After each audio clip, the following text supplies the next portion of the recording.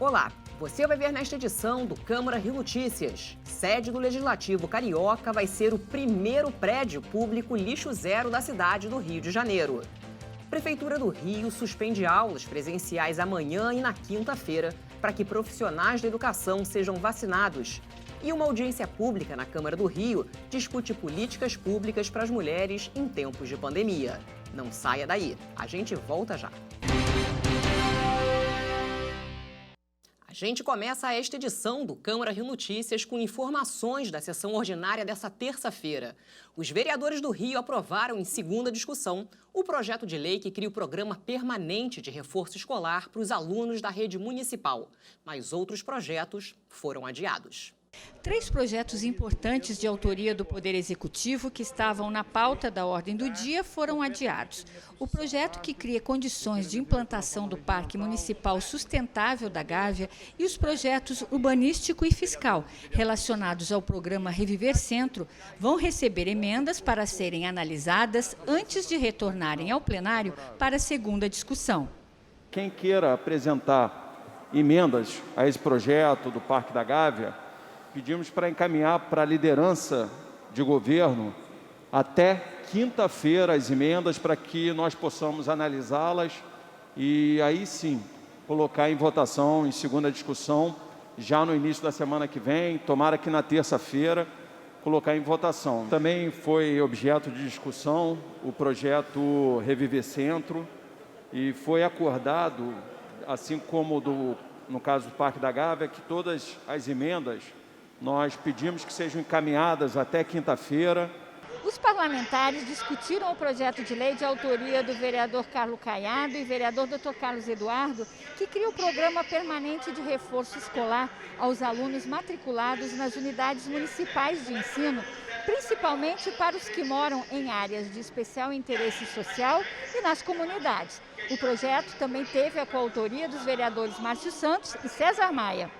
O projeto tem como objetivo criar instrumentos para que o poder público possa amenizar possíveis déficits de aprendizagem identificados pela comunidade escolar, principalmente com a pandemia do novo coronavírus.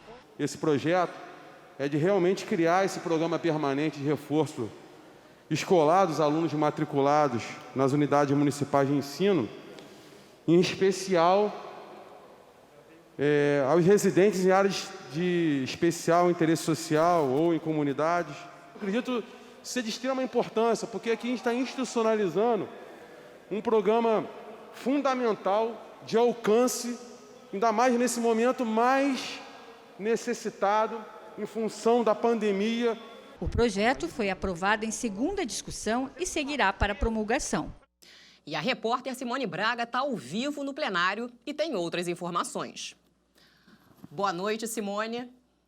Boa noite, Ingrid. Ingrid, olha, foram várias discussões aqui no plenário hoje, tinham 8 projetos na pauta da ordem do dia. Outro projeto importante, que foi bastante discutido aqui, foi a questão do regime de previdência complementar das pessoas que ocupam cargos no Legislativo, no Executivo e também no Tribunal de Contas do município. O projeto foi aprovado em primeira discussão, teve uma ampla discussão, aliás, aqui, né, sobre esse projeto. Ele foi aprovado e retornará em segunda discussão. E outro assunto importante também, que foi abordado aqui no plenário durante a sessão pelo vereador Felipe Michel, foi a questão do problema de saúde mental, Ingrid. É isso mesmo, um problema silencioso, muito sério, que acomete crianças, né, jovens também, adolescentes e adultos. E vamos acompanhar então na entrevista que eu fiz com o vereador Felipe Michel. Nosso objetivo é retomar a nossa frente em defesa da saúde mental, para cada vez mais a gente trabalhar contra a psicofobia, que é todo preconceito contra a doença de saúde mental, que as pessoas hoje têm esse preconceito, porque acham que é maluco, e não é isso. A pessoa que tem problema de saúde mental é um problema como outro qualquer, e cada vez mais assola a população. Só de motivo de curiosidade, 20% da população do mundo terá problema de saúde mental só por conta da pandemia. Olha o número como é grave. E os jovens cada vez mais. 5 projetos aprovados pela Câmara do Rio foram sancionados pela Prefeitura e publicados no Diário Oficial desta terça-feira. Entre as propostas que agora viraram leis estão a que proíbe a oferta de entretenimentos infanto-juvenis que façam apologia a jogos de azar e a que obriga bares, casas de shows e restaurantes a criarem equipes de proteção para as mulheres vítimas de assédio nesses estabelecimentos. A implantação de processos eletrônicos no Legislativo carioca. Essa é a principal consequência do acordo de cooperação técnica assinado nesta terça-feira entre a Câmara do Rio e o Tribunal Regional Federal da 2ª Região.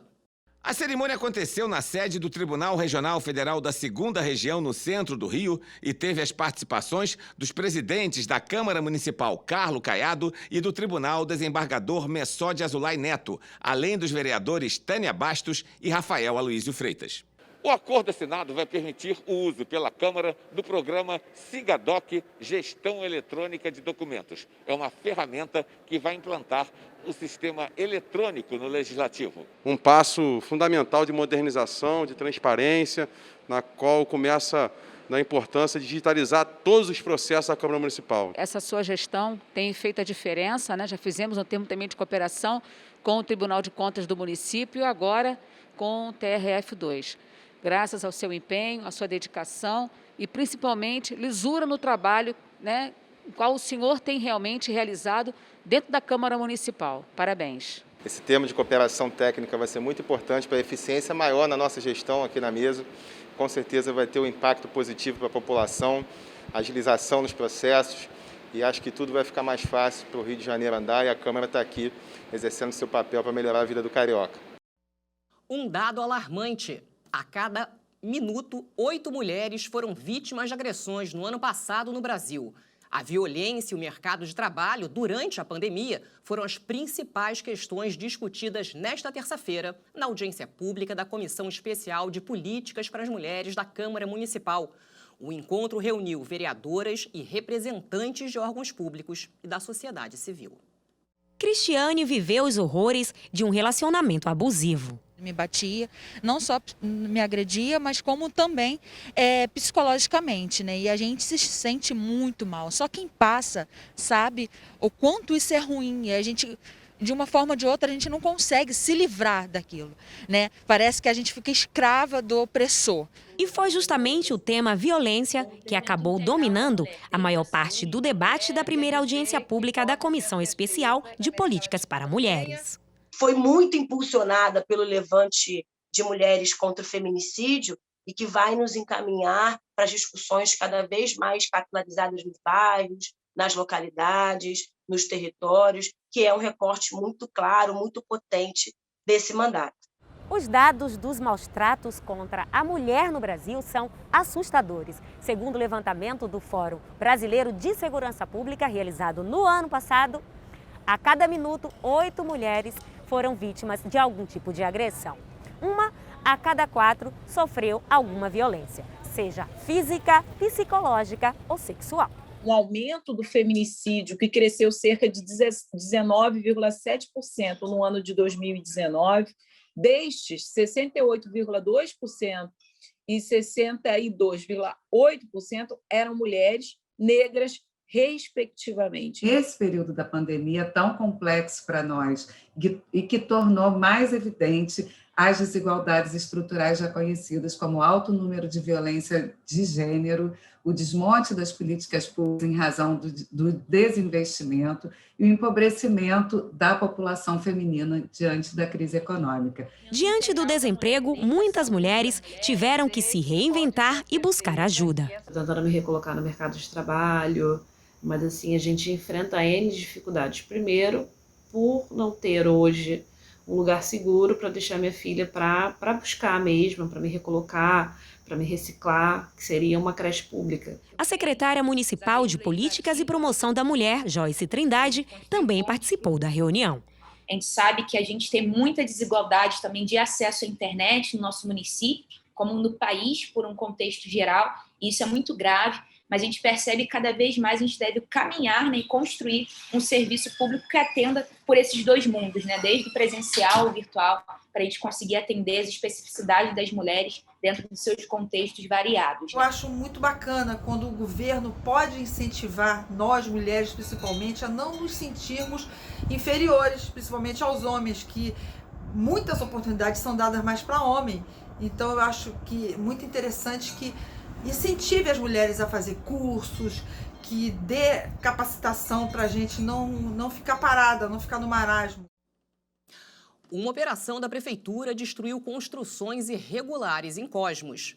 Com o auxílio de uma retroescavadeira, a fiscalização interrompeu a construção de 4 edificações que eram erguidas sem licença na Praça Jair Amorim.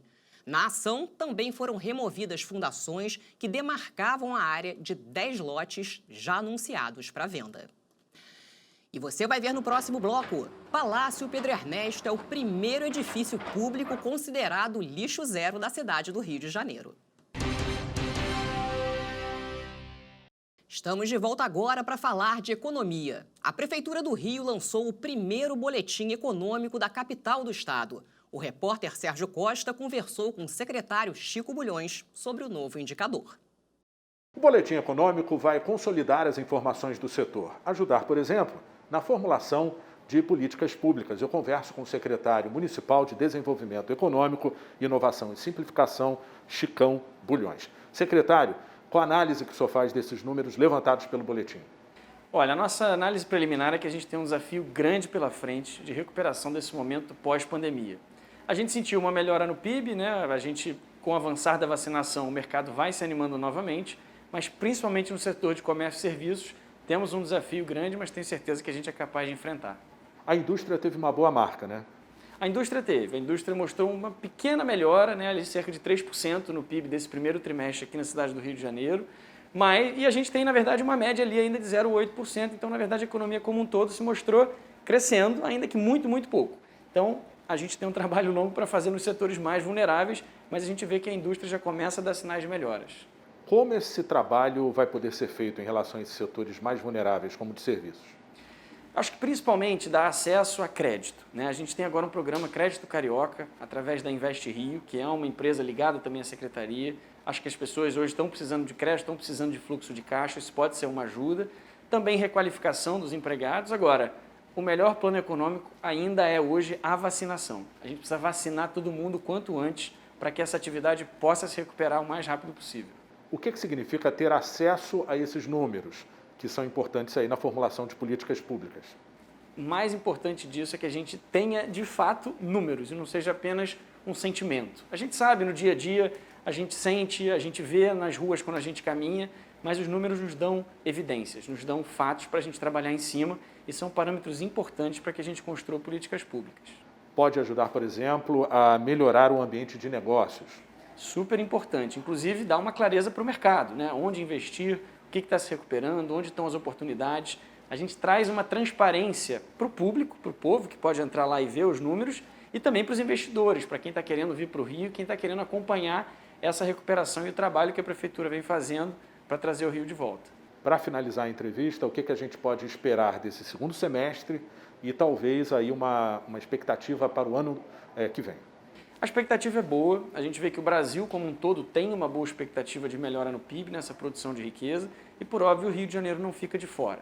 Claro, temos esse desafio da vacinação, que como eu disse é absolutamente crucial para que a gente possa confirmar essa tendência ou não. Mas é muito natural que também depois de um período turbulento, a economia tenda a mostrar sinais de recuperação. A questão é se ela vai ser sustentável ou não. Então é para isso que a gente precisa fazer um dever de casa estruturante para que a gente possa manter essa sustentabilidade econômica pelo longo prazo e não apenas um pico pós-pandemia, que é o que a gente não quer. A gente quer manter isso crescendo, que é o nosso desafio aqui. Secretário, muito obrigado então pelas informações. Voltamos ao estúdio com a Ingrid.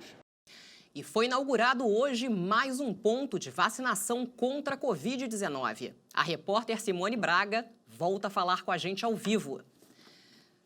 Simone, conta pra gente onde funciona esse novo local de vacinação. Ingrid, esse novo local de vacinação é na quadra da Escola de Samba de Padre Miguel. Hoje foram vacinadas as pessoas com 56 anos e com essa inauguração já são 280 pontos de imunização só aqui na capital. 2.800.000 pessoas já tomaram a primeira dose, o que equivale a 34% da população. Agora, Simone, amanhã está prevista a vacinação dos profissionais de educação. Conta pra gente, a prefeitura montou algum esquema especial?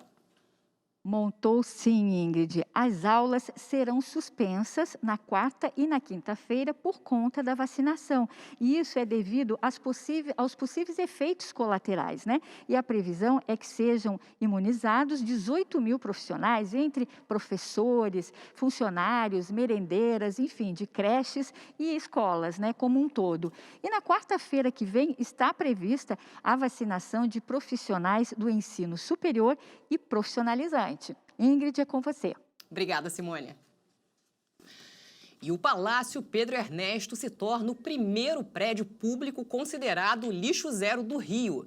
O presidente da Câmara de Vereadores, Carlos Caiado, assinou o termo de compromisso nesta terça-feira, durante a audiência pública da Comissão Permanente de Meio Ambiente. O Brasil é um dos maiores produtores de lixo plástico do mundo e também o que menos recicla. O país aproveita apenas cerca de 1% dos resíduos, enquanto a média mundial é de 9%. Nós podemos dar destinação aí a 95% de todos os resíduos que são gerados pelo cidadão carioca, né? Por cada cidadão carioca da cidade maravilhosa e também de todo o estado. A Câmara Municipal realizou nesta terça-feira uma audiência pública sobre lixo zero e as consequências do descarte irregular de resíduos sólidos no meio ambiente. Nós estamos comemorando aí, estamos no mês do meio ambiente, né? Dia 5 comemoramos o Dia Mundial do Meio Ambiente, que foi um dia instituído pela ONU na Conferência de Estocolmo em 72, para poder justamente pensarmos um pouco em meio ambiente, né? Para pararmos uma semana, pelo menos, da nossa vida e pensar em meio ambiente e cuidar um pouco do nosso planeta. Durante o encontro, o presidente da Câmara, vereador Carlos Caiado, assinou um termo de compromisso para tornar o Palácio Pedro Ernesto o primeiro prédio público lixo zero da cidade. A ideia é que 90% dos resíduos produzidos dentro da Casa Legislativa sejam reciclados. O conceito lixo zero serve como uma meta para guiar pessoas e instituições a mudarem de hábitos. Queria citar que foi fruto de uma discussão muito profunda do fórum que teve do lixo zero, que a Câmara Municipal fez em forma conjunta com a Assembleia Legislativa. E a partir dali, até com a Semana do Meio Ambiente, o Dia do Meio Ambiente, a gente discutiu muito na Casa Legislativa com a mesa diretora, com o primeiro secretário, com todos, e achamos que a gente poderia liderar esse processo e ser o primeiro prédio público a adotar esse programa fundamental do lixo zero. Para o presidente do Instituto Lixo Zero Brasil, a iniciativa significa incentivar ciclos naturais sustentáveis em que todos os materiais são destinados à reutilização. Um órgão público representativo, como a Câmara de Vereadores de uma cidade tão importante como o Rio de Janeiro, decide dar o exemplo para a população, separando seus próprios resíduos, evitando o envio para aterros, que vai ter consequências econômicas, ambientais, sociais, ele está fazendo um trabalho pedagógico para a população. E essa pedagogia vai se servir para uma mudança a partir do exemplo. Segundo o secretário estadual de Agricultura e Pecuária, o programa Lixo Zero tem muito que avançar no Rio. Ele destacou que o estado é uma referência em logística reversa de embalagens. Na verdade, a gente no agro lá tem um programa que é inovador. Todo o insumo vem em embalagem e essa embalagem ela é feita totalmente, ela tem a cadeia toda da logística reversa, ela é referência no Brasil.